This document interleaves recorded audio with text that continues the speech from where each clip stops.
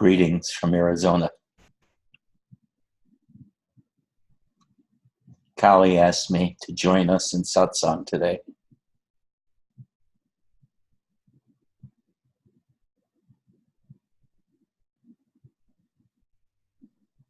I love you all.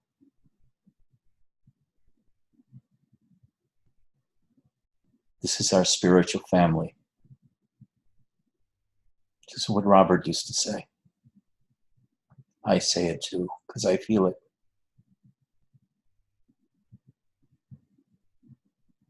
And here's my beloved Kali, sharing satsang on camera for the first time.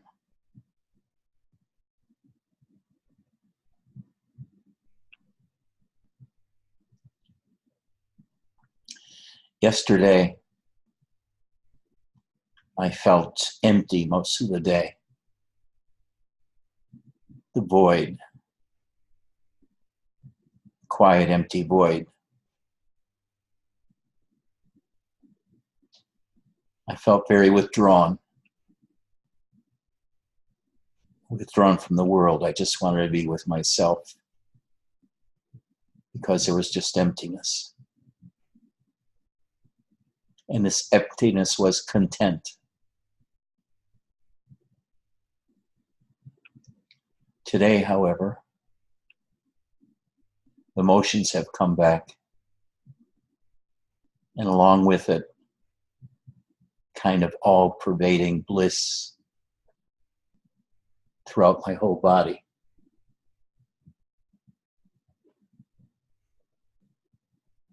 My body's very, very relaxed.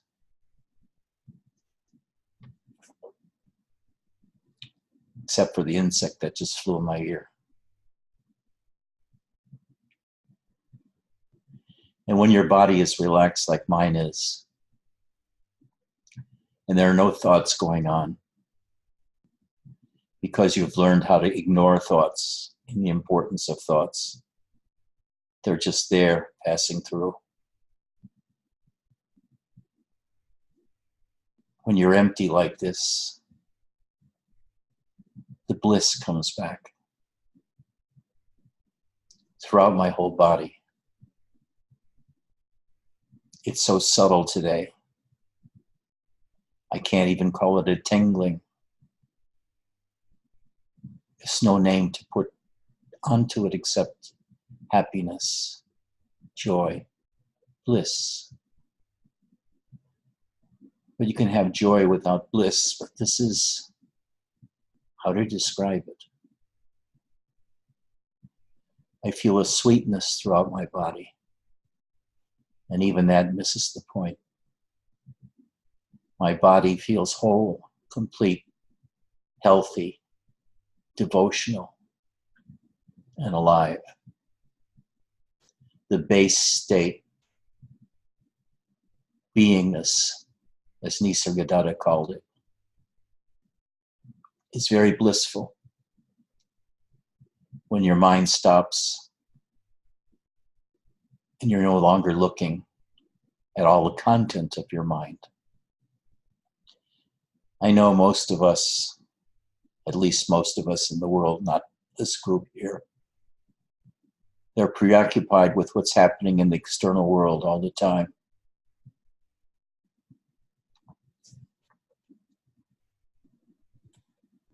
What's for lunch? What's for dinner? What's Putin going to do next? What's Trump going to do next? I have to pay rent today. Car needs to be fixed. I have to water the grass. I have to do this. I have to do that. So our mind is jumbled, and with it, our body gets jumbled. When we first practice meditation, and by that I mean the first 10 years, when you turn your attention around to yourself, you start noticing things that had always been there, but you never noticed or took for notice or is important. But when the world is blocked out and all that you experience is yourself, you begin to experience strange things, movements inside of yourself, a new pain, a new sensation in your body. You feel your belly, pain in your belly, your womb. You feel sensations around your heart. You begin to experience the tension in your body in a different way than before.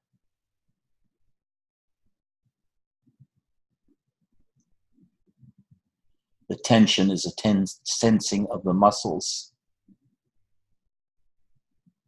which feels like compacted electricity. Muscles, when they're relaxed, don't radiate high frequencies of tension.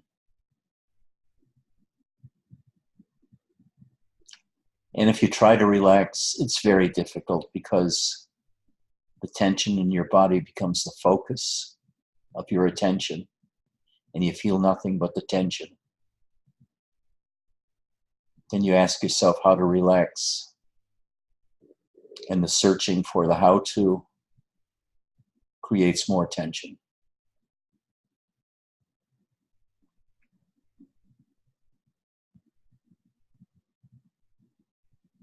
When you begin to explore yourself for the first 10 or 20 years, all kinds of phenomena come up. Some are called spiritual phenomena, like Kundalini, or siddhas that develop powers. You can see in the dark, or you can see the Earth's magnetic field, feel the magnetic field. You become telepathic. You begin to be able to foretell what's going to happen ahead of time. You get very excited about what you find because it's so out of the ordinary. But after 20 years or so, you don't pay attention anymore because there's new phenomena coming up all the time. So you just relax. You relax. You relax. You go to your neck and you feel your neck. Is it relaxed? Yeah, it's relaxed. You go to your shoulders. Are your shoulders relaxed? Yeah, today, oddly enough, they're totally relaxed.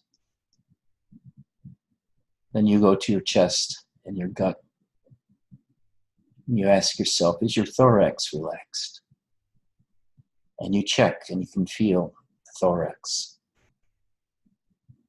And the same thing for your legs and your feet and your toes. And every time you check a part of your body, you feel a tingling there from either tension that you put there. And you discover new things almost every day.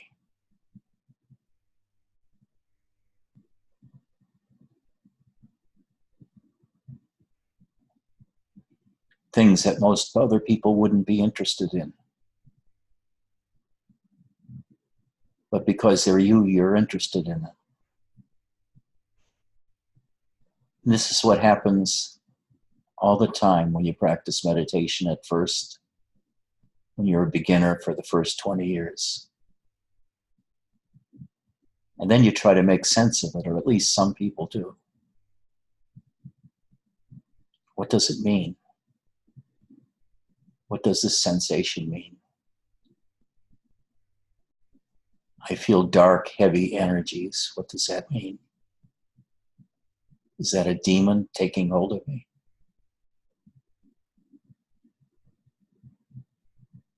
Or is it just tiredness that feels dark and heavy and feels really intrusive on my consciousness? So I have to make up a story about what it is.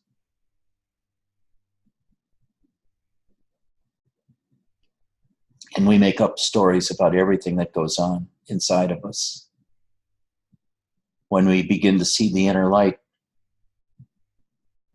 it's very exciting to feel it gradually spreading over the totality of our existence over a period of 3 or 4 or 5, 6 months, as the inner light spreads everywhere inside.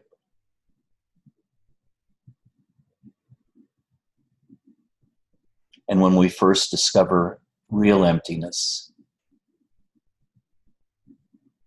which is like a hard vacuum, there's no air, no room for anything. The mind is totally empty, blown apart. The inhabitant has left. There's no one there to watch. It's just empty space. And how absolutely wonderful it feels to be free of thought, free of body, free of mind, especially freedom from mind. And we dwell in this emptiness, hour after hour, day after day.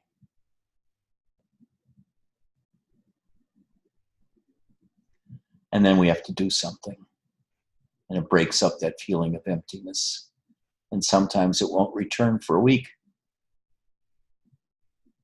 And we hope this emptiness will come back. This thoughtless state where the mind is absolutely silent. And everything seems so pristine and crystal clear.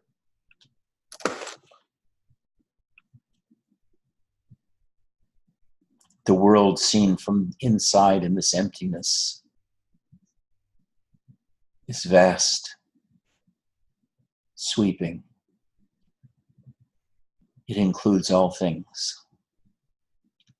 And we sit in the center, and our body disappears, and we become everything.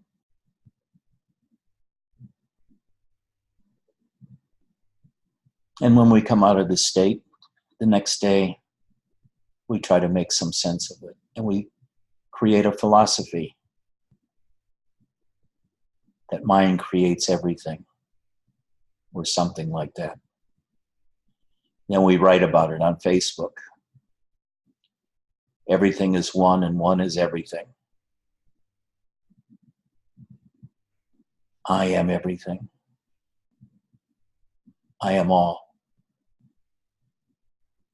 And we go on and on like this. And we become a Neo-Advaitin. And we start reading the Neo-Advaitin stuff, thinking that we've solved everything. We've found everything. There is no I. There is no world. There is not even a mystery. All that there is emptiness or nothingness. And everything comes out of the nothingness. Now we can read Nisargadatta and fully understand everything he says. Form is emptiness, emptiness is form. Feeling, thought, and consciousness are also like this. They all come out of this nothingness inside and around us. We find out that there is no I as a noun, something that could be pointed to as an experience or something existent. Instead, beingness and the self are a verb. It's a happening. It's a being. It's ever changing, changing, changing, changing. And the changing calliope, so to speak, of sounds and sights is infinitely entertaining. And we just watch. And we watch the emptiness and realize we're even beyond the emptiness. We created the emptiness and the world. Without us, it wouldn't exist. Now we write novels, Neophyte novels, about what we discovered in our meditations.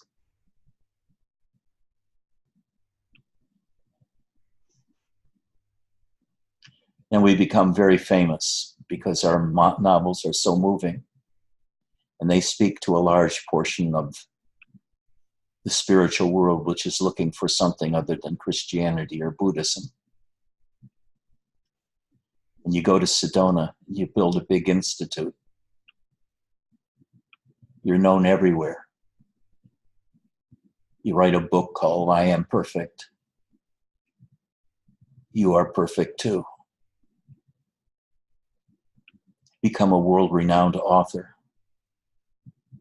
Even the Dalai Lama comes to visit you to get your wisdom. And then for several years, you're in this state.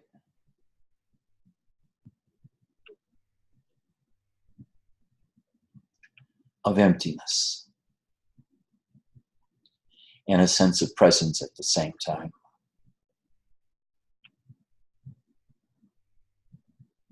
You have 3,000 followers. You write a book for them every other week. You make TV appearances. You're famous. More famous than Eckhart Tolle.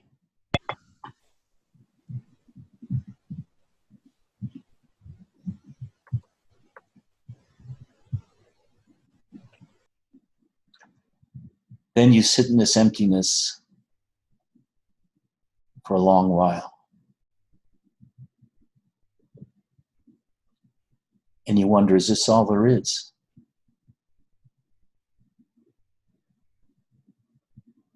Is this all there is? The stuff that appears in your consciousness now, the movements in your body, the feelings that come up, you no longer talk about them or think about them. They come and go like the wind, like a breeze. Should I or should I not? Am I or am I not? Will I or will I not? Those concerns no longer bother you because you're still and empty. This is what most spirituality leads you to. The transcendent. Transcending the world. Transcending sensations. Transcending the mind. Transcending seeking. Trying to understand. Because in emptiness you're perfect. Nothing to be found. Nowhere to go.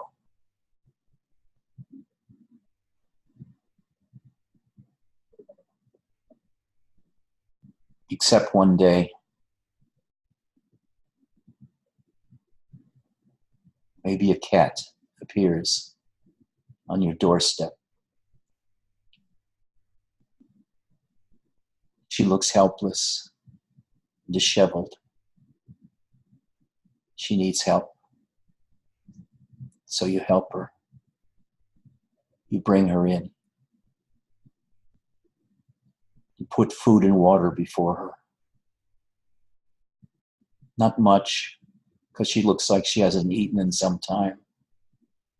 And you don't want her to choke up on food, to have some inner problems because of the new food. You feel such compassion for the little thing. The little shabby tabby. You feel more than compassion. You feel love.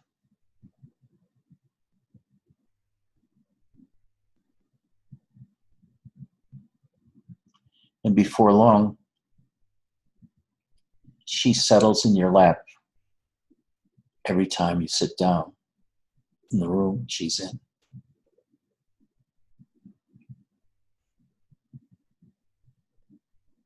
Sometimes she comes behind you and licks your hair while you're in a chair, reading a book, looking at television.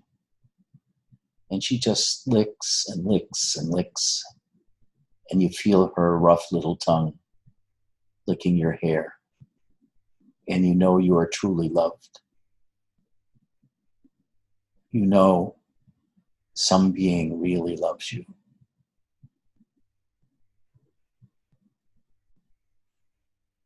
And with that, you feel very relaxed. And something happens in you. You feel a completion. Because for the first time in your life, you know someone important to you loves you. Loves you with all her being. For her, there's only you. And you love her back. She brought you out of this emptiness. She brought you back into the world. She brought you back to her, another sentient being who loves you. And you feel gratitude. She brought you back into life. You feel the life force in you stirring. Maybe in your belly or in your chest. Maybe in your third eye. But something feels like it's being born there. A new energy. And you feel to yourself, holy crap, that's been there the whole time. But I missed it because of the emptiness. That bliss has been there that you feel now. There's a happiness with your little Kali. You share happiness. You share each other's company. Whenever you're doing, you look up and Kali is looking at you. Staring at you. And you feel loved again. You're the center of her life. And she becomes the center of your life. All that you think about is Kali. Making Kali happy. Making sure she's fed. Has fresh water. Is taken to the vet periodically for a checkup.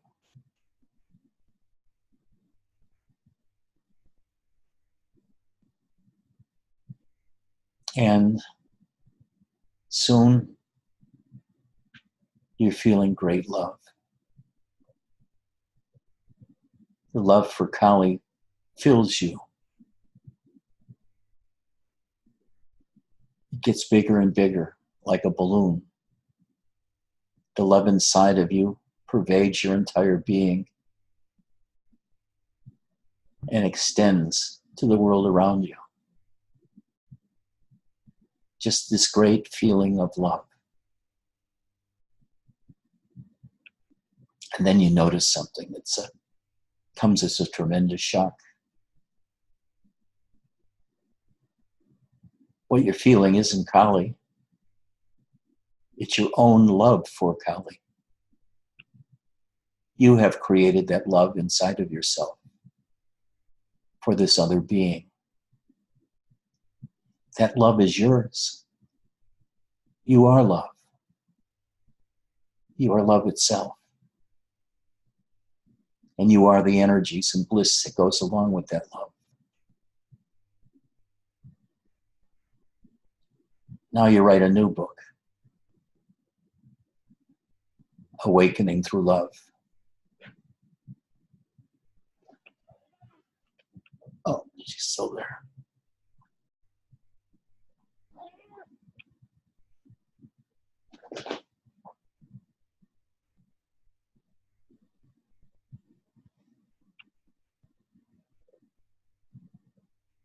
And after feeling this universal love inside of yourself for a few days or a few weeks, something happens. Something begins to arise in you. It feels a bit like a volcano being born inside your belly.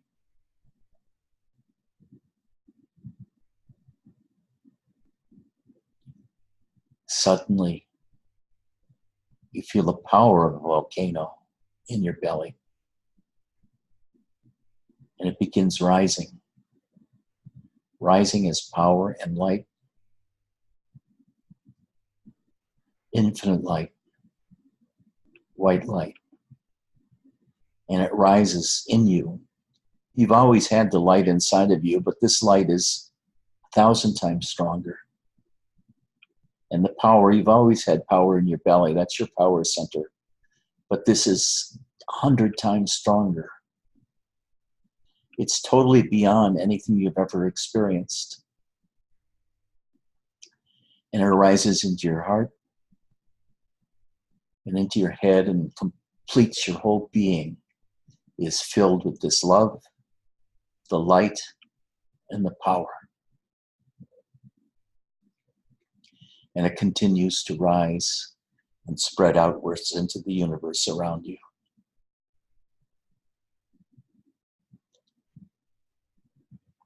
And what you see then is this light that has arisen in you is the home of the life force, which takes form and lets you know it's God. There's no doubt it's God. There's no words that are passed between you. The form is nothing you've ever seen before. It's shimmering. It's energetic. It's like lightning. But it is a being, an entity. And you feel complete reverence for it. Complete devotion. Total surrender. And you bow to this God within you that has emerged from you and has communicated with you and has revealed him or herself to you in this spectacular form of God realization.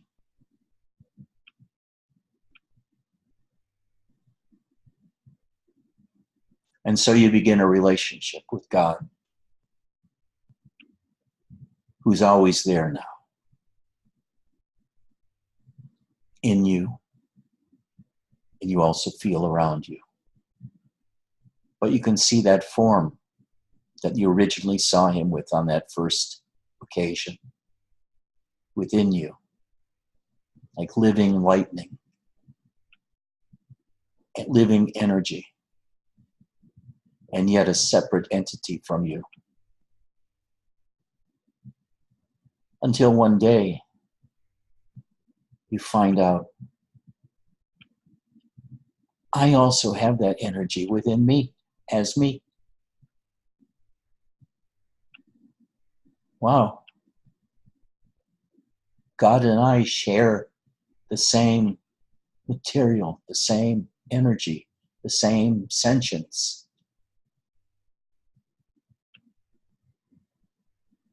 God and I together share everything. We see the fabric of the universe through us. We feel our own presence as energy and bliss.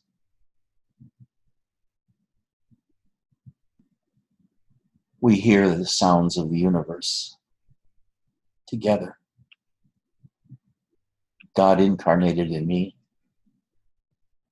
and me as his little brother.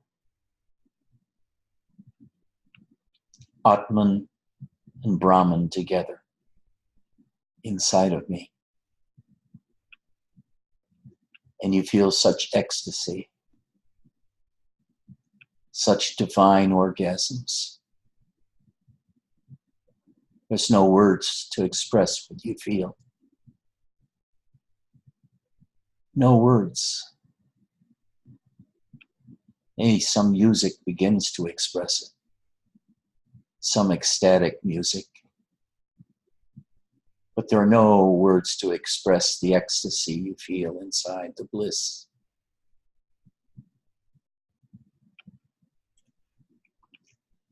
And now you want to tell everyone. You write another book. You become even more famous.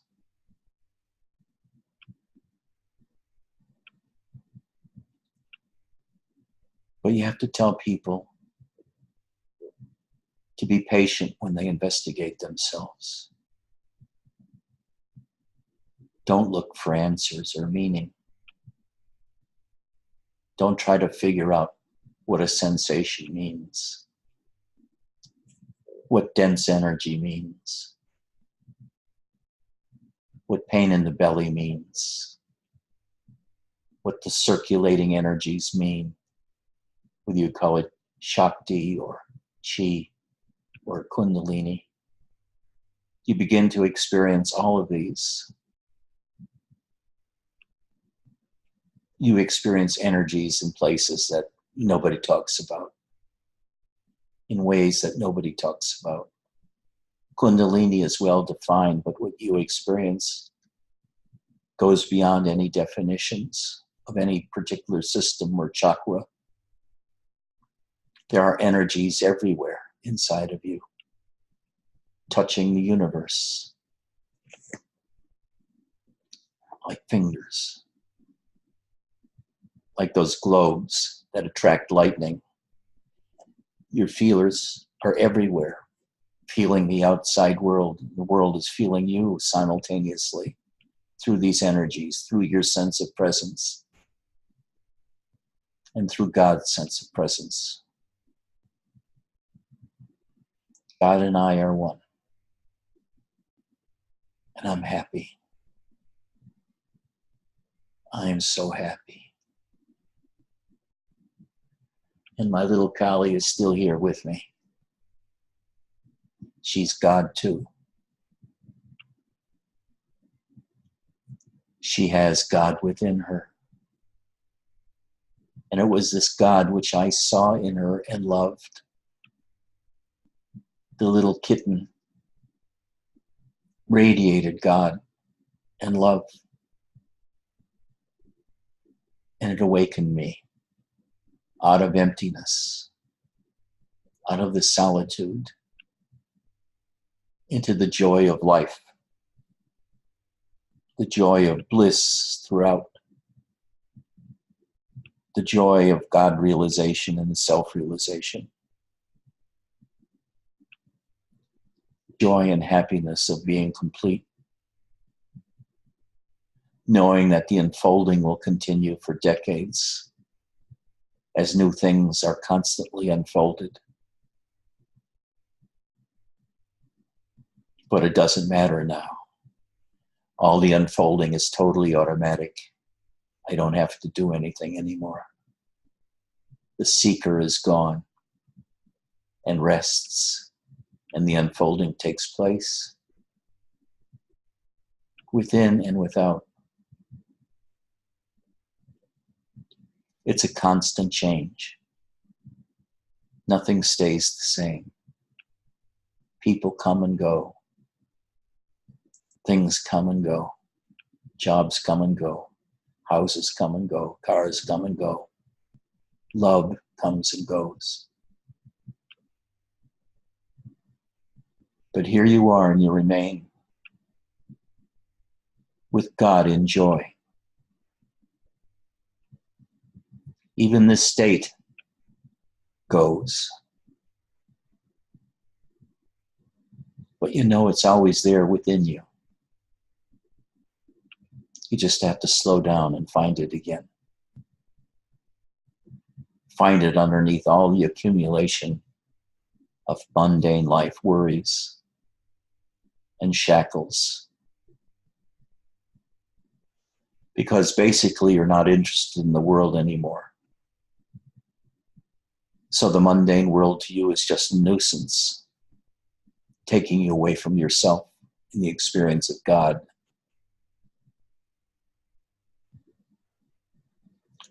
All you have to do is relax. Relax. Relax. And don't worry about how to relax. Just do it. Just relax.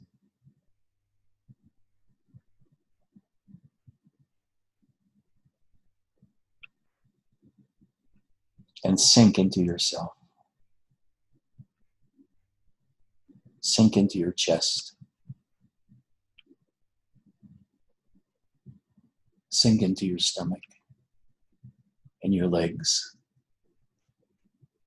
And feel the tingling or the energies there. Feel the energies throughout your body. Feel love that you have for Kali and for God.